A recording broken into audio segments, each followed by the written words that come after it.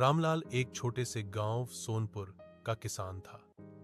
उसका जीवन खेतों के इर्द गिर्द ही घूमता था।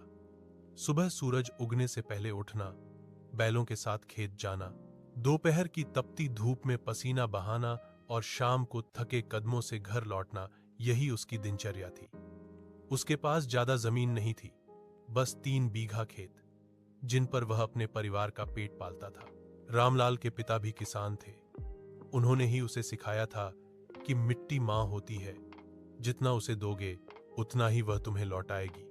रामलाल इस बात को दिल से मानता था, लेकिन बदलते समय के साथ खेती आसान नहीं रही थी।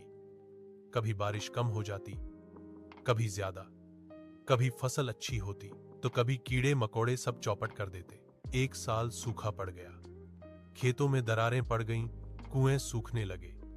गांव के कई किसान शहर काम की तलाश में चले गए। रामलाल के सामने भी यही सवाल था, खेती छोड़े या डटा रहे। घर में बूढ़ी मां, पत्नी सीता और 2 छोटे बच्चे थे। खर्च बढ़ रहा था, आमदनी घट रही थी। एक दिन गांव में कृषि विभाग का एक अधिकारी आया। उसने किसानों को नई तकनीकों और जैविक खेती के बारे में बताया। ज्यादातर किसान इसे सुनकर हंस दिए। हमारे पास इतना पैसा कहां कि नई चीजें आजमाएं, लेकिन रामलाल चुपचाप सब सुनता रहा। उसके मन में एक उम्मीद की किरण जगी। उसने तय किया कि वह थोड़ी सी जमीन पर प्रयोग करेगा।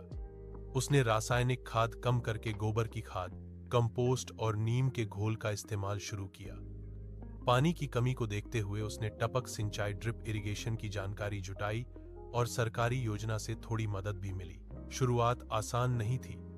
गांव वाले उसका मजाक उड़ाते थे। रामलाल पढ़ा लिखा किसान बन गया है। कई बार उसे खुद भी शक होता कि वह सही कर रहा है या